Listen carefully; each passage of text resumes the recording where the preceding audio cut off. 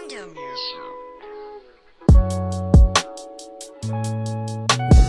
Good morning, everyone. It is a wonderful, beautiful day here in Cave Creek, Arizona. I got something special for you guys today, something that I don't usually do very often. Let me show you exactly what it is. So this is going to be our project for today, guys. We have this 20.5-foot boat over here. I don't know exactly what the name is, but what we're going to be doing is a quick interior detail on here. We're going to take care of the vinyl. As you can see, because it's been sitting outside, we got some wear and tear we got to take care of, including all the dirt and debris that's getting stuck in the pores of the vinyl. I'm going to go ahead and clean up the carpets as well, shampoo those, and get those dried off. And then after that, we're going to go ahead and seal these up with Lat 26 UV Protect, and then a layer of Carbon Guard on top of it as well.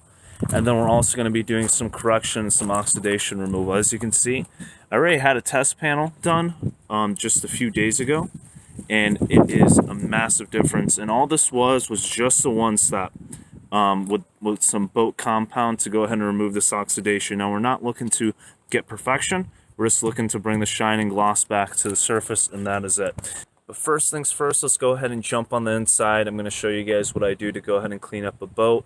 One thing you have to watch out for, guys, is your extension cord.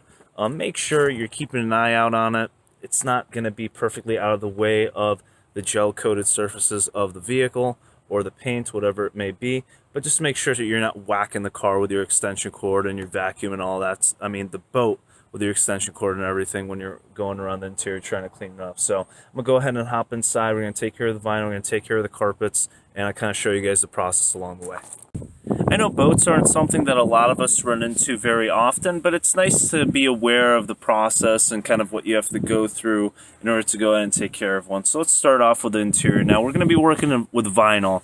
You're going to get vinyl on pretty much the majority of boats that you're working on, and boats typically are going to be sitting outside, maybe beneath under a cover, so the interior does get a bit dirty once in a while. You get a lot of leaves and debris and things like that. So when it comes to vinyl, guys, treat it like leather. Use a pH balance type of cleaner.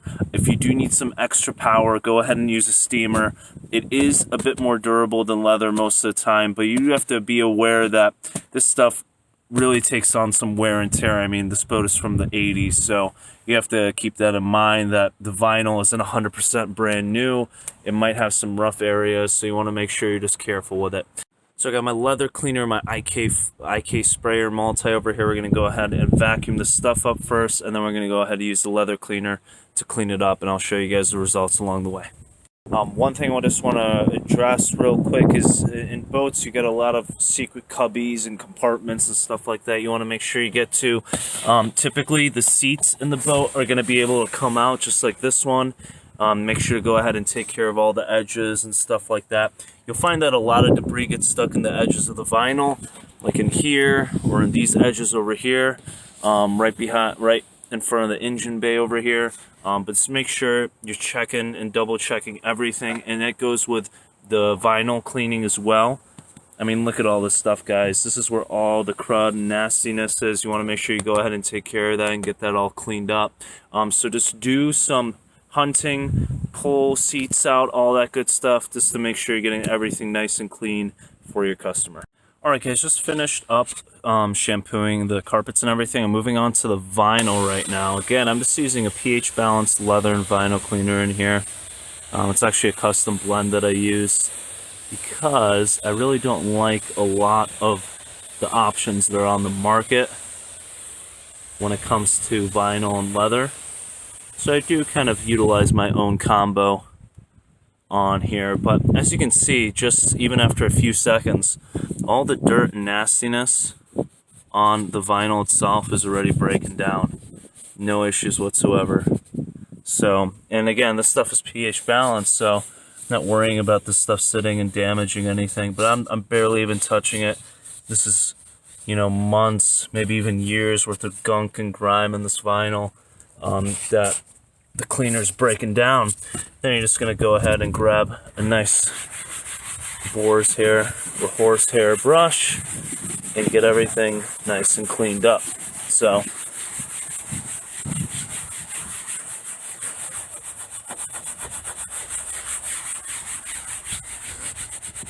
You might run into some rougher areas here and there, but worst comes to worst, you just break out the steamer, apply a little bit of heat, and then you'll be set to go.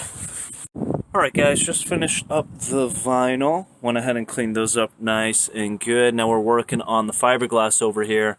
As you can see, I'm just spraying it down with some Optimum no rinse, diluted 256:1, the same dilution that you use in your bucket method to go wash the car. But this is a perfect solution. Go ahead and safely remove all these nasty contaminants on the surface, giving you a nice clean surface as well. Now you can use O&R on everything from the dials. As you can see, I sprayed those all down. You can go ahead and take care of the steering wheel as well with some leather cleaner, and just continue the process on all the aluminum and chrome and all that stuff too. But this is a basic interior detail. It's nothing really special. Just a scrub down of the vinyl, make sure the carpets are looking clean and good. And it's kind of annoying when you have a tree right above you where you vacuum and then all the debris falls back down. But it is what it is. You got to work with what you got. I'd rather be in the shade when we start paint correcting over here, or should I say gel coat correcting. It's going to be a lot easier with the shade. So I'm going to go ahead and continue the process. Let's go ahead and clean this up. As you can see, O&R does a great job just lifting all that contamination up with a nice quality microfiber towel, leaving you a nice clean surface behind. Alright guys, so we went ahead, finished up cleaning all the vinyl. It's looking nice and clean now. Now obviously there's certain areas with some scuffs and where the dye of the vinyl is kind of degrading. Again, it's a pretty old boat, but overall it's looking great. Now what we're going to use to go ahead and protect is UV Protect from Lat 26. This is one of my favorite products when it comes to boats, and you would use this on gel coat and painted surfaces and on fiberglass and all that stuff, but it works great on vinyl and leather as well, and it lasts a while too. It's rated up to 6 to 8 months on gel coat surfaces. On car paints, you'd probably get past the 6 to 8 month period pretty easily, and on vinyl, I mean, you can get up to 6 months in my experience when it comes to UV Protect. When it comes to protection, it leaves a nice slick surface onto the vinyl, and it's very easy to apply, guys. All you got to use is a simple applicator pad such as this, or any kind of microfiber applicator pad. Just a couple drops onto the applicator pad and apply it onto the surface. I'm going to show you guys exactly how to do that right now. Alright, again guys, just a few drops of Lat 26 right over there onto the applicator pad. That's actually a lot. I can go ahead and take care of pretty much this whole vinyl seat with the amount I got right there. And all you're going to do is just spread it evenly across the surface.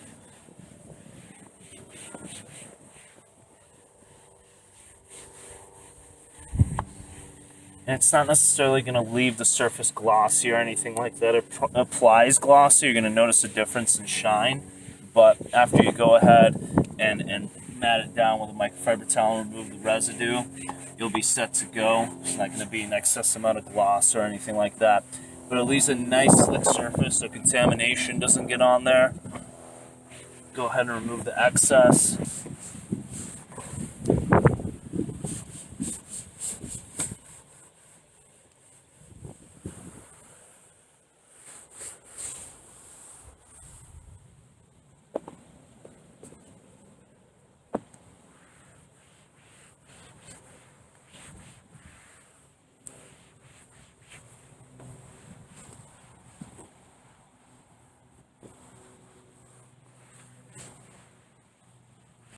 Alright guys, so the interior is pretty much done. Just got to do a quick light vacuum to get rid of all the light stuff that's been falling from the tree and from my shoes and everything like that.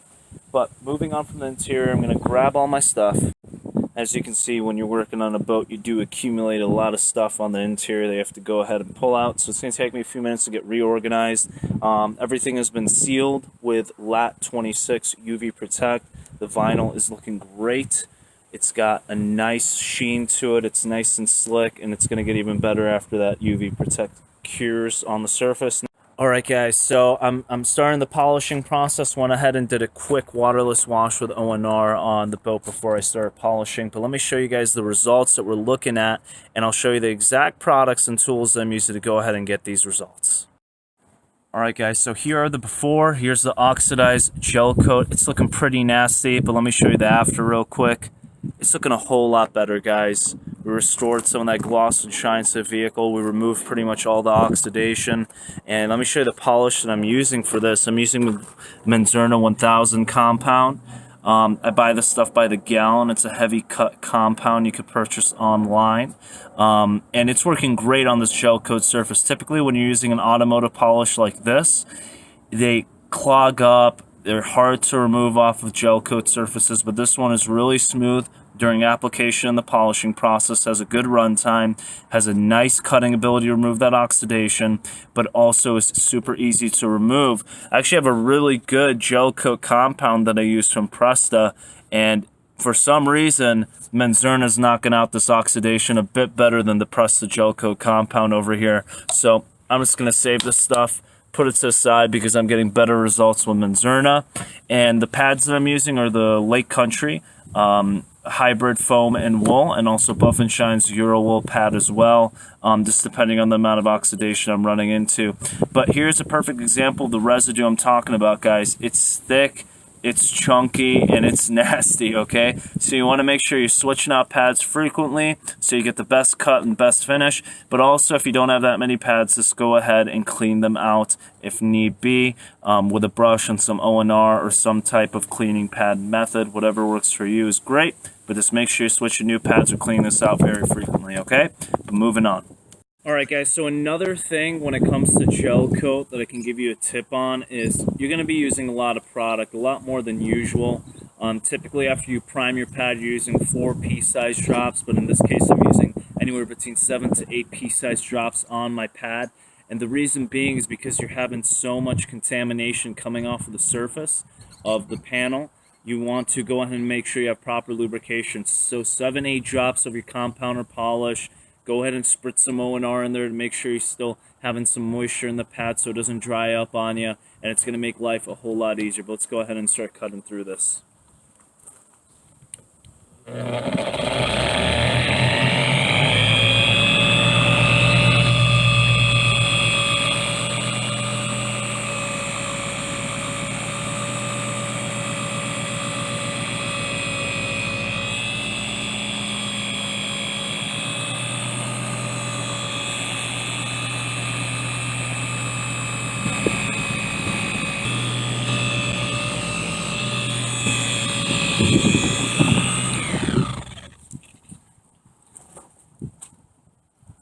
Let me show you guys the results of that pass through. Again, Menzerna 1000 is actually reacting really well to the gel coat. So even the removal, super easy, guys. Typically compounds and polishes get gunked up on you when it comes to the surface. So it's nice to have a polish to work on the gel coat, and is easy to work with and still gets you the results that you need to get. So, right guys, so we're making some pretty good progress so far on the boat, but the thing is, the more we move along, the dirtier our pads get, and they're pretty dirty right now. So let me show you what we got going on.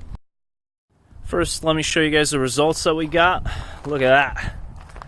Oxidation pretty much gone. Now, obviously guys, this is a really old boat, so the pigment in the actual gel coat itself is still going to be kind of worn down, especially since there was a heavy layer of oxidation on the surface. So it's not going to look perfect, but it's looking a whole lot better. And again, let me show you the before real quick. This is the before right over here. Chalky, nasty residue. And then that's the after right there. We got some gloss and shine back. It's looking a whole lot better than it did before. But let me go ahead and show you the pads. There are our pads. Now, as you can see, we got stuff in here that we're going to have to go ahead and clean out. This is that oxidized gel coat, all the nasty contamination in there.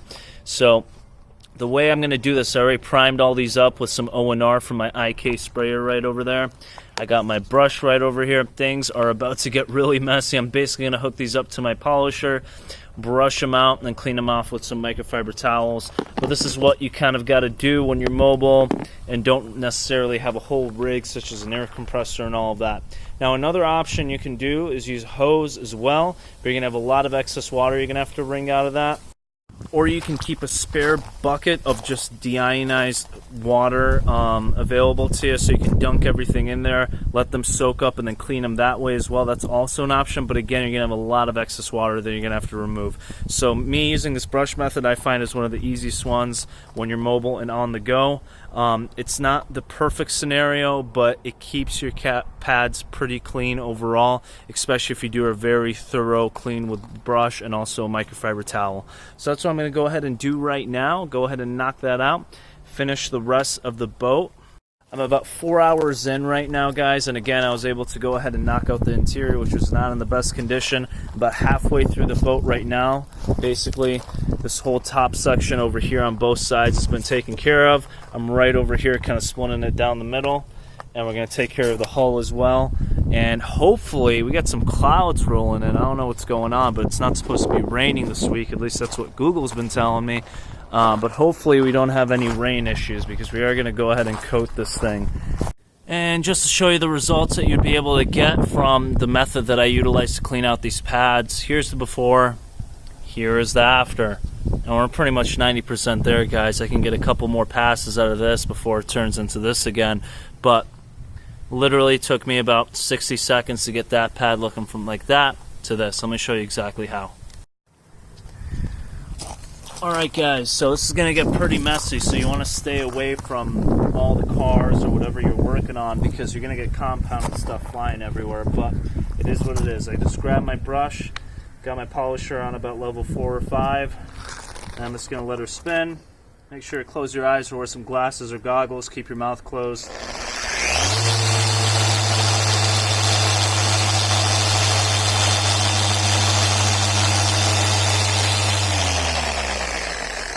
Alright, so that right there loosened up about 50% to 60% of the contamination. Then I just follow up with a microfiber towel just like this, ball it up.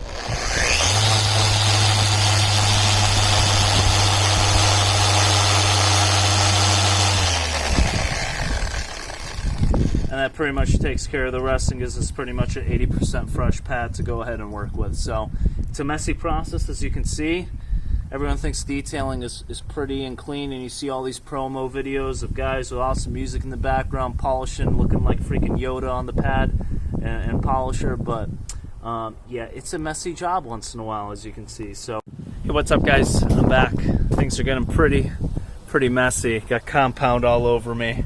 But we are still going and grinding and getting things done. Let me show you what we got going on, and a little tip from me to you guys when it comes to polishing some tighter areas around the vehicle.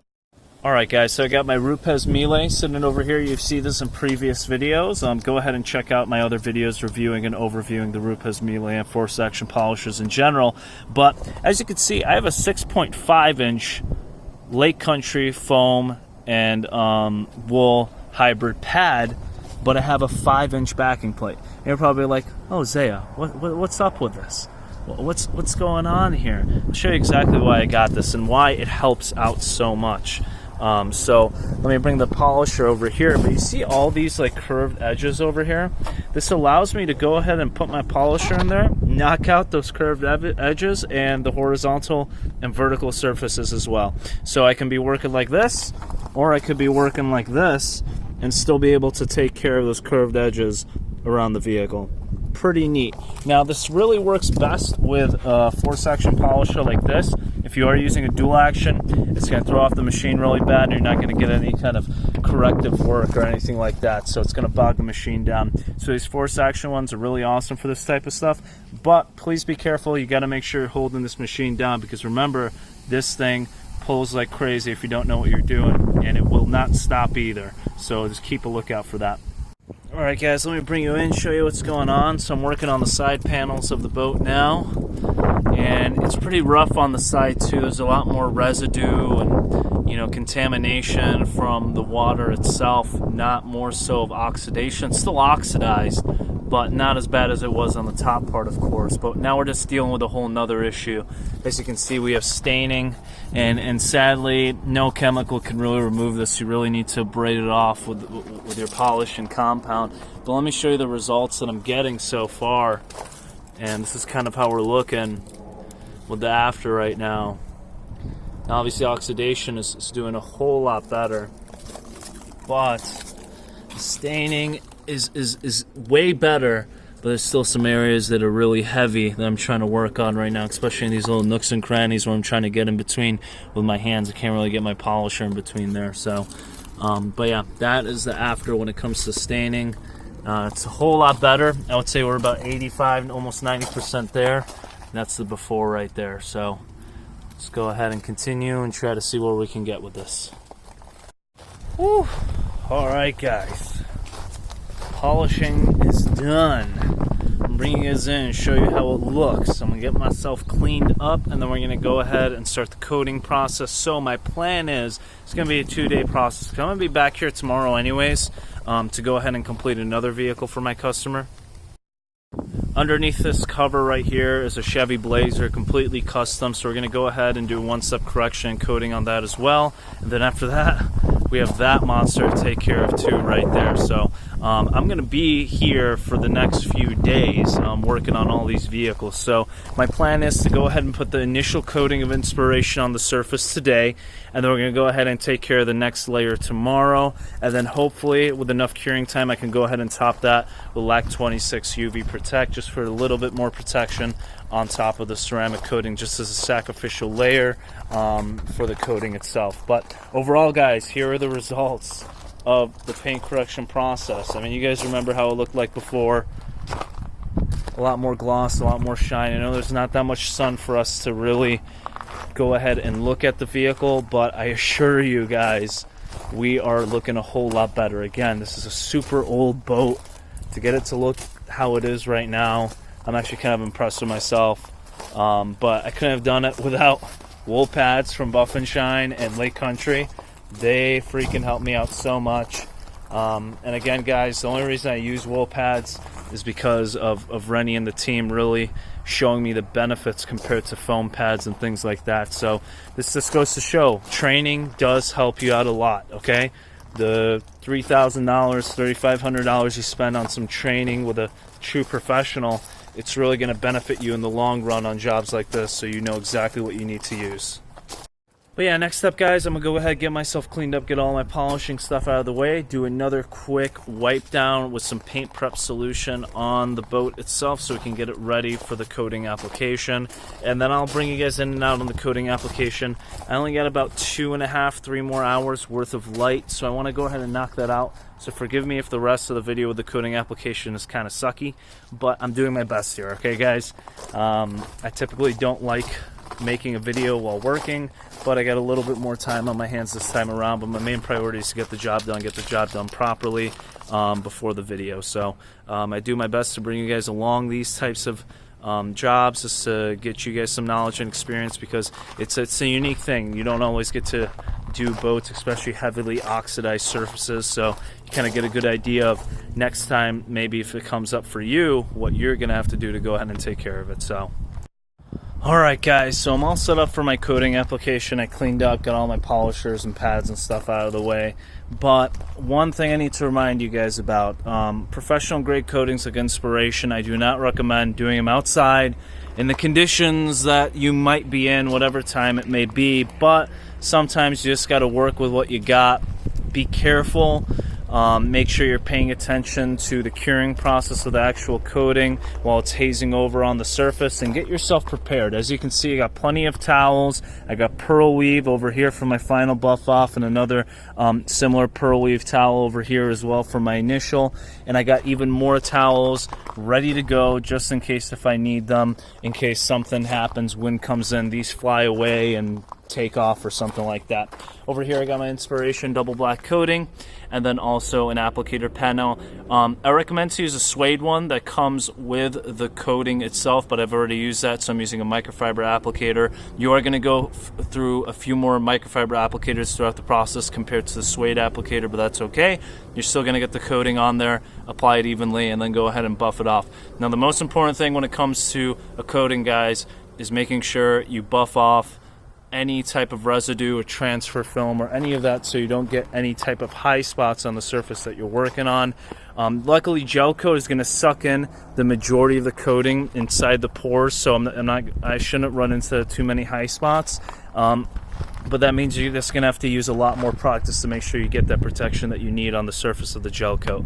So I'm going to go ahead, start the process, work in very small sections, and when I mean small maybe the size of the towel itself, just like this is kind of the sections that I want to be working in. 2x2, 3x3 sections. Go ahead, finish it off, make sure I buff it off properly, and work my way around the boat, and then I'll be set to go. Now again, guys, I'm going to be doing the initial application today, let it cure overnight, and then we're going to have the second application tomorrow, and then let that cure while I'm working on the Chevy Blazer, which is right over there behind me. And then after that cures, I'm going to go ahead and apply UV Protect on top of it as well, so we can get that 1.5 to 2 years worth of protection, because Inspiration is rated up to 3 years on a regular clear coat. Now on a boat, you're looking anywhere between 1 year to 2 years, depending on how often the boat is used and how frequently it sits outside in the sun.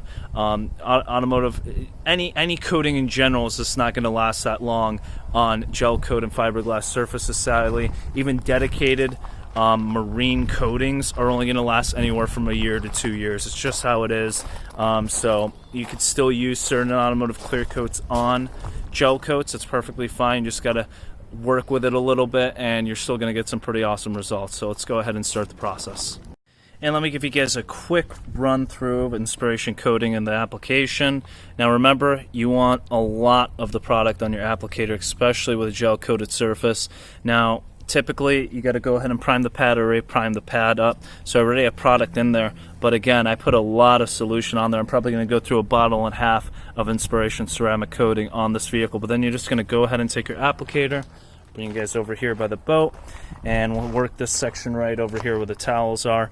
But basically, guys, it's simple as buff on, just like that, work your section with your applicator pad, and you're going to see where you left off with the coating, and you're just going to wait, I would say about 15 to 30 seconds, especially in outdoor conditions like this, for it to go ahead and cure on the surface, and you're going to see it already hazing up and rainbowing on the surface just like that.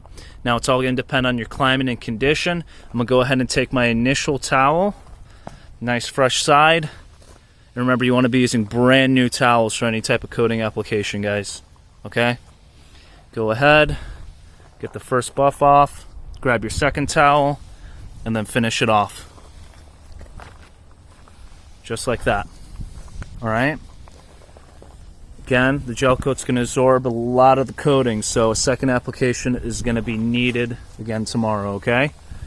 Just a reminder. But just after that, I can already see a difference between the part that I didn't apply and the parts that we did apply. I mean, go ahead and look at that shine and gloss, guys. Alright, guys, so first coat of Inspiration is on. It's curing. We're going to go ahead and put on the cover just in case it's getting really cloudy. I don't want it to rain and then we can run into water spots and all that stuff. I don't want to run into any issues. So let me show you guys the results of the first application of Inspiration ceramic coating. Now I have 50 ml bottles. You guys are probably asking, well, how much coating did you go through? I went through 75% of a 50 ml bottle. Now typically you'll be finding Inspiration in 30 ml bottles online. I don't know if they sell them in 50s anymore. I bought them bulk a few months back in 50, but I haven't really been able to find too many of them in 50 any longer. So they come in 30 ml kits. So you'd probably be going through about 2 bottles of Inspiration ceramic coating, and that's excessive. I was putting a lot of product because I understand it's gel coat and it's going to absorb a lot of the solution overall. I want a thick layer of it on there even for the initial application. We'll follow up with a second coat tomorrow, but let me show you guys how the boat looks real quick, okay? And here she is. We actually have some gloss and reflection. Can you believe it? Pretty awesome, right? Yeah, I would say after the paint correction process and the oxidation removal, we got about a 10 to 15% increase in gloss and shine just with the coating application. Now, taking consideration it's got a cure, taking consideration of putting another layer on tomorrow along with a topper. So this thing is going to look poppin' overall after we're completely done with it. So we still got some work to do. I'm going to follow up with it tomorrow morning, take a few more clips for you guys, but overall, I mean, from where we were before to where we are now, the results are amazing. So pat on the back to me. It was a long day. It was a lot of work. I did take my time with it. I don't want to kill myself. I don't want to hurt myself. People forget that detailing is a strenuous job. It's very physical. You don't want to injure yourself on the job. So I take my time with things once in a while, guys. Take breaks here and there. Drink a lot of water. Grab a snack. That's perfectly fine. Don't think you have to completely rush through every single job and get it done immediately. But I'll follow up with you guys tomorrow. Alright guys, so here are the final results of our oxidation removal and ceramic coating service, and as you can see, this boat is popping now. From where it was to where it is right now, it is a dramatic difference, and sometimes in your mind while you're working, because it's a gradual progression, you don't see the big difference, but when you look at the before photos and video clips in the beginning of the video to where it is now, it is truly amazing on how we were able to get this boat to where it is right now. So besides that, we also took care of the blazer on the same day we applied the second layer of Inspiration ceramic coating to the boat. And here's the before of the Chevy Blazer that was underneath the cover, and it was in extremely rough shape. Contamination needed to be taken care of. There was a lot of water staining, swirl marks, and holograms throughout the vehicle. This vehicle was a repaint as well. Please take that in consideration. The clear coat was very, very soft. If you follow me on my Instagram page, you would have seen the step-by-step process of how I decided what the best pad and polish combination was to get this vehicle looking from where it is right now with holograms and swirl marks all the way to how it looks like in this next video clip. As you can see, we were able to remove pretty much all those swirl marks and holograms from the vehicle just with a one-step polish. Just with a one-step. This was able to be achieved. And then we also put one layer of Inspiration on the vehicle as well, took care of all the trim pieces and all that good stuff, and the results were truly amazing. The vehicle looks like glass now, and it is protected for the long term as well. Thank you so much for joining me, guys. I really appreciate all your support. If you haven't already, hit that subscribe button. Follow me on Instagram where I post all of these projects on there as well and take you through the step-by-step process. But besides that, guys, thank you so much, and I hope you all have a wonderful rest of the day.